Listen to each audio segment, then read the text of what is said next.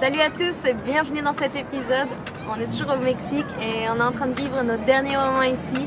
On s'apprête à remonter donc du sud de la péninsule de la Basse-Californie jusqu'au nord, et sur le chemin on va faire plein de belles choses qui sont typiques de la région. On va aller voir des tortues, on va essayer d'aller voir des baleines, et puis sur notre remontée on va traverser des déserts immenses de cactus. Donc on va vous montrer tout ça. Bienvenue dans cet épisode et suivez-nous. Salut, nous sommes Anouchka et Renaud. Depuis septembre 2018, nous voyageons à temps plein dans notre van et partageons avec vous cette expérience. Après avoir traversé l'Amérique du Nord et l'Amérique centrale, nous avons entamé notre remontée vers le Canada. Merci à tous nos abonnés et bienvenue à tous ceux qui nous découvrent. Abonnez-vous pour ne rien rater.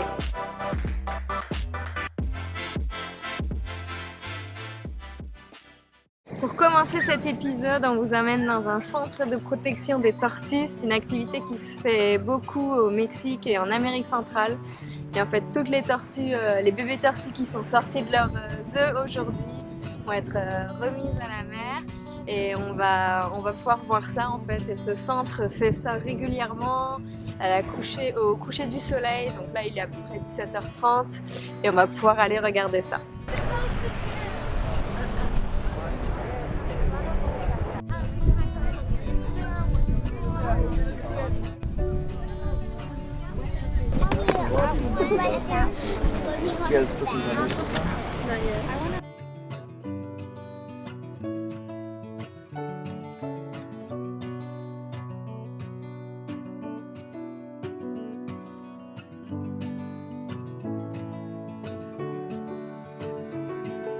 En fait, ce que fait ce centre, c'est qu'il récupère les œufs qui ont été pondus sur la plage, parce qu'avec les températures qu'il fait ici actuellement, tous ces œufs-là, ils ne pourraient pas éclore, et donc ce serait plein de petites tortues qui auraient pu naître, qui ne verraient pas le jour, et ils les mettent dans un genre de serre qui est juste là derrière, et ils reproduisent, disons, les conditions naturelles. La serre, ça permet qu'il fasse un petit peu plus chaud, et ces conditions-là de chaleur, ça fait que les œufs, ils peuvent éclore. Il y a à peu près par nid, ils disent en moyenne 109 œufs de tortues. Pas tous les œufs éclosent, mais ceux qui ont éclos, ils les mettent dans la mer sous 12 heures.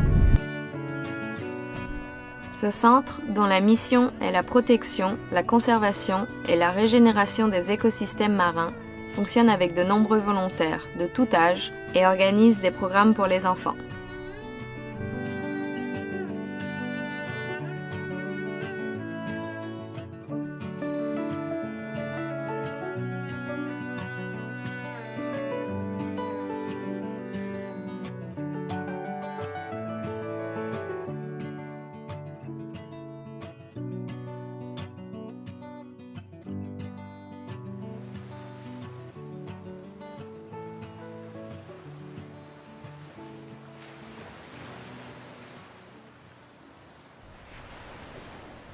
Une fois le soleil couché, tout le monde se rassemble sur la plage et écoute les explications des bénévoles du centre.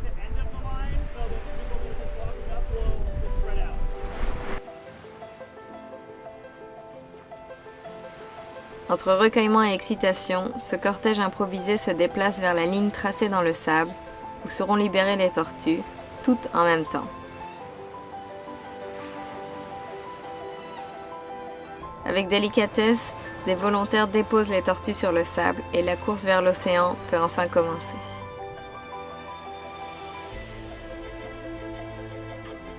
Certaines sont plus rapides que d'autres. C'est la sélection naturelle qui commence à faire son travail.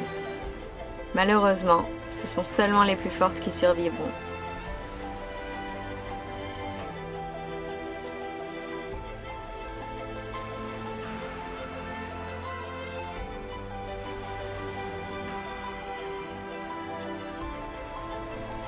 Les participants restent là, émus, et les encouragent jusqu'à ce qu'elles atteignent leur but.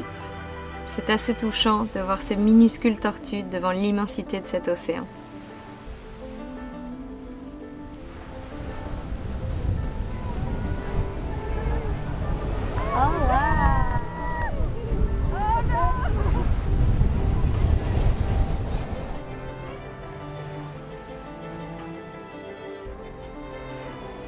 Cela dure jusqu'à la nuit tombée, et nous sommes récompensés par un lever de lune assez impressionnant.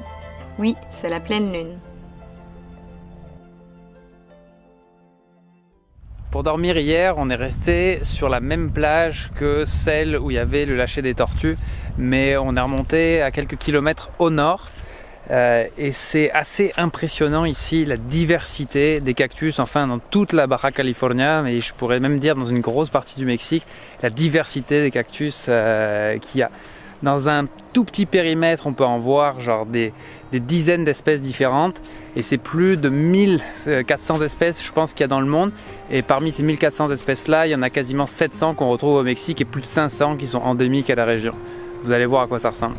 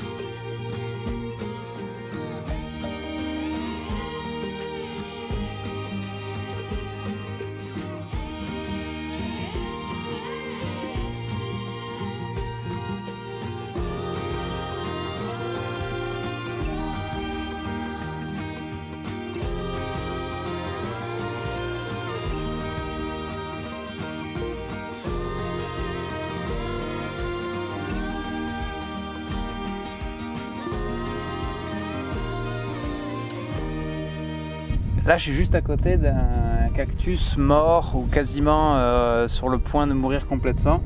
Lorsqu'il meurt et qu'il sèche, ses branches deviennent des genres de trucs comme ça.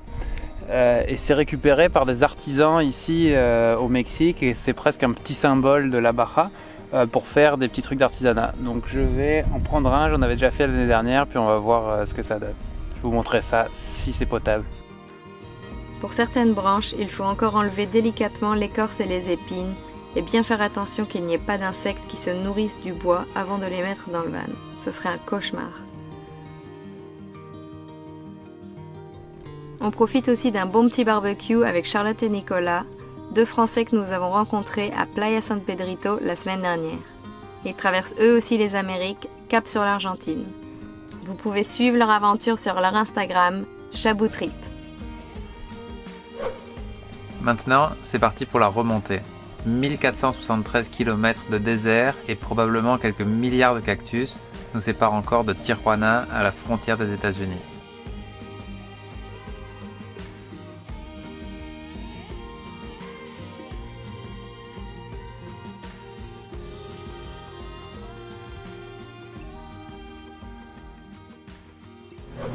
Pour déjeuner, on vient de s'arrêter dans un endroit qui s'appelle Ciudad Constitución. On s'était arrêté complètement par hasard à l'aller ici. C'est un endroit de tacos. Ils font aussi bien des tacos de viande que des tacos de poissons et fruits de mer. Et on avait oublié à quel point c'était délicieux. L'endroit, vraiment, il paye pas de mine. Des fois, c'est complètement vide. Des fois, ça se remplit, mais c'est vraiment, vraiment excellent.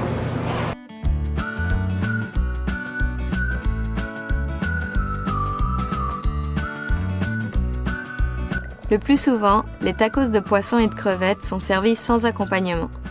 Ici, dans le nord du pays, on peut choisir entre tortillas de farine de blé ou de maïs. Ensuite, on va vers ce genre de bar à accompagnement et salade pour garnir son taco selon ses préférences. On adore ça, et pendant notre voyage, nous n'avons pas vu ça ailleurs qu'en Baja.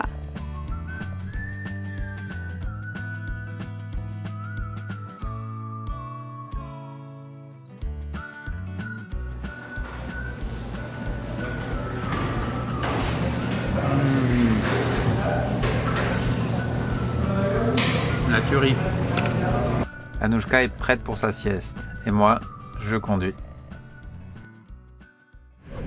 La première étape sur notre remontée, c'était de s'arrêter dans un port de pêche, mais qui est aussi très connu pour l'observation des baleines.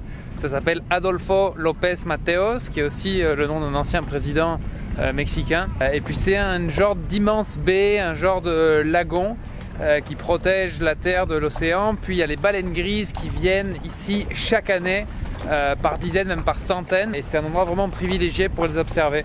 Malheureusement, là on est le 15 janvier, c'est un petit peu trop tôt dans la saison, il y en a quelques-unes qui ont commencé à arriver, mais pas suffisamment. Donc tous les gars qui sortent avec ces petits bateaux que vous voyez derrière moi, ils m'ont expliqué que y avait des chances qu'on en voit si on sortait, il y avait des chances qu'on n'en voit pas. Puis normalement, quand il y en a beaucoup, elles viennent carrément à côté des bateaux. Puis les gens peuvent les caresser, elles viennent jouer presque avec les bateaux, ce qui paraît même surprenant. Mais là, c'est pas le cas. Il faut plutôt en trouver une et puis un petit peu la poursuivre presque avec le bateau, ce qui est un petit peu moins cool pour la baleine, puis pour ceux qui l'observent aussi. Donc on va voir ce qu'on fait. On hésite encore. Pour aujourd'hui, il est trop tard pour sortir en mer de toute façon, alors on profite du cadre. Adolfo López Mateos fait partie de ces petits villages de la Barra où il n'y a pas grand chose à faire et qu'on ne trouve pas très vivant ni charmant. La richesse de ces endroits, ce sont les gens et l'océan. Alors le lendemain matin, on décide de tenter le coup en partageant notre bateau avec des gens qu'on vient de rencontrer qui eux aussi voyagent en van.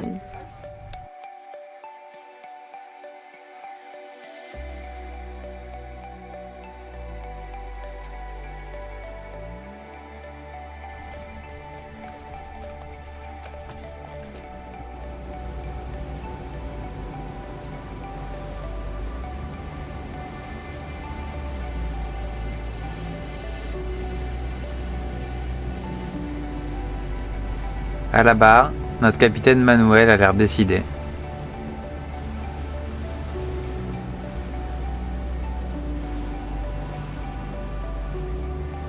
Les premiers animaux qu'on a la chance d'observer sont des oiseaux qui viennent se reproduire dans la lagune.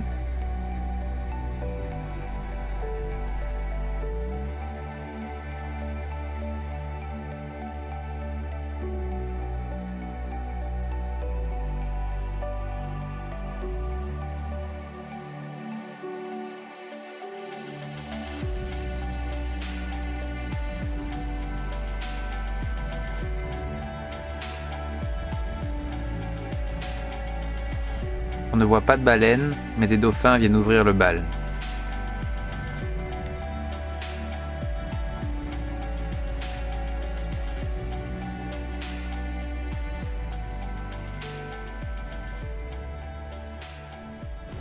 On a beau regarder de tous les côtés, toujours pas de baleine grise en vue. Alors Manuel nous emmène à l'embouchure de la lagune.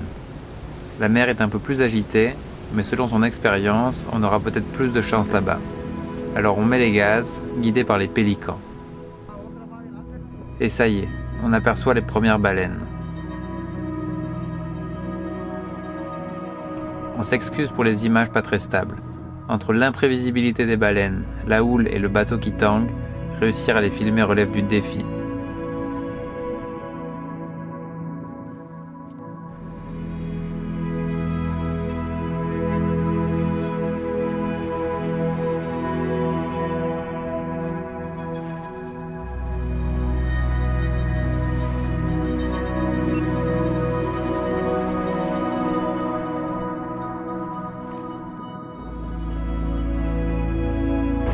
Là, on est en train de voir plein de baleines. C'est impressionnant, enfin du moins plus que ce qu'on pensait voir. Elles sont vraiment proches de nous, on les voit qui crachent. Il y en a une, on a vu sa queue, c'était trop beau, c'était juste à côté.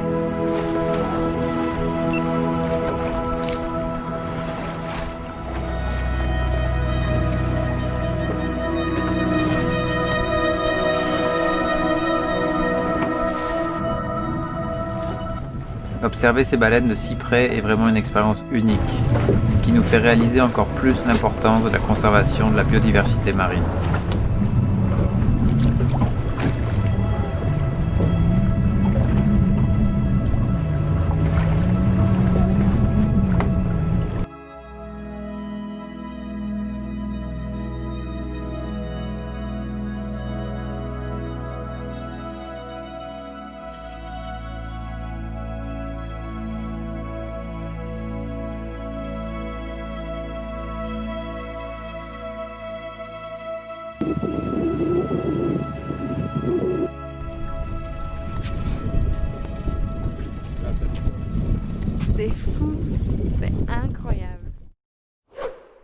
On reprend la route et bien qu'il fasse gris, les paysages sont à couper le souffle. Et quelle diversité! Ça faisait longtemps qu'on ne s'était pas autant extasié devant des paysages.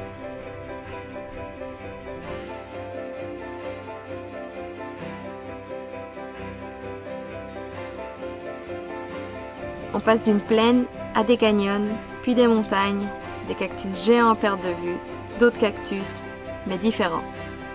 Et ça change sans arrêt.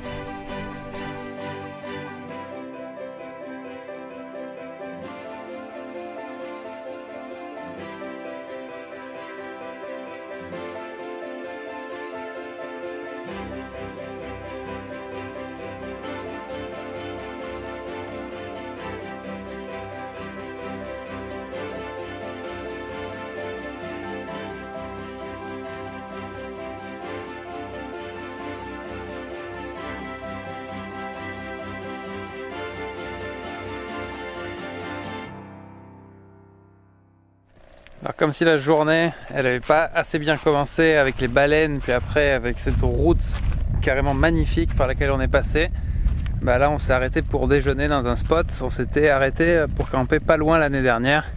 Et attention, regardez, c'est juste incroyable. Donc on retrouve la mer de Cortés. Et puis voilà, on s'est garé juste là. On est à côté d'une marina qui s'appelle Puerto Escondido. Mais on est juste avant l'entrée de la marina. Puis c'est idéal pour une petite pause lunch. La mer de Cortés, aussi connue sous le nom de Golfe de Californie, c'est un vrai paradis. Le commandant Cousteau l'avait surnommé l'aquarium du monde. On y retrouve près de 900 espèces de poissons, 33 espèces de cétacés et quasiment 1 millier d'îles. Là, il fait gris, mais imaginez le paysage avec du soleil et de l'eau turquoise.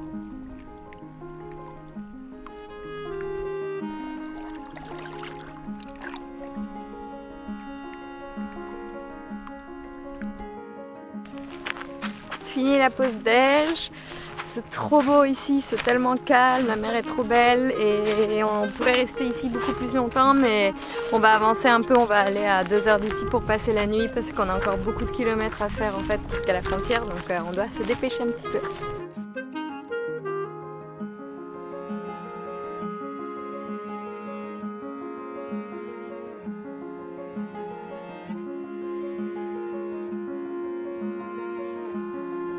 Voilà, on vient d'arriver dans l'endroit où on va dormir ce soir. Ça valait le coup de faire un petit bout de chemin. On est sur le bord d'une plage, puis c'est vraiment joli. Mais on était un petit peu sous le choc il y a 30 minutes parce qu'on a passé un contrôle militaire. Donc à Bahreïn, il y en a partout des contrôles militaires du nord jusqu'au sud. Donc on a l'habitude de se faire contrôler, quoi. Ouais, donc ça c'est super normal. Puis j'essaie de filmer un petit peu avant le contrôle. Puis je me dis bon, ça va peut-être pas trop plaire aux militaires. Du coup j'arrête de filmer. Puis une fois que le contrôle est fini, je refilme. Et puis il y avait une voiture qui était arrêtée devant nous. Puis je me dis bon, je vais filmer juste pour montrer un petit peu à quoi ça ressemble le contrôle militaire. On vous met la scène au ralenti. On redémarre en filmant discrètement. Le contrôle de la voiture devant nous dure plus longtemps que le nôtre. Quand on avance, on voit que les 3 gars qui se font contrôler ont tous sorti des armes. Là, vous pouvez voir que le gars à droite en bleu porte une arme qu'il est en train de charger ou décharger. Que celui à gauche a un pistolet à la main et un fusil d'assaut autour du cou. Et le 3e porte une arme longue lui aussi.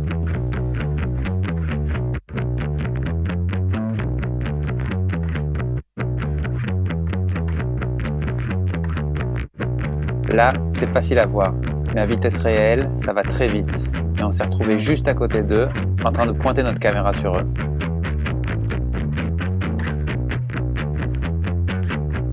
Donc voilà, on a arrêté de filmer parce qu'on était choqués.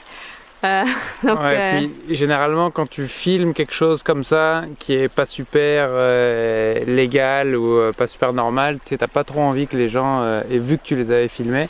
ouais, donc Je on a pense pas tout qu'ils nous aient arrêté. vus, mais on s'est senti un petit peu con.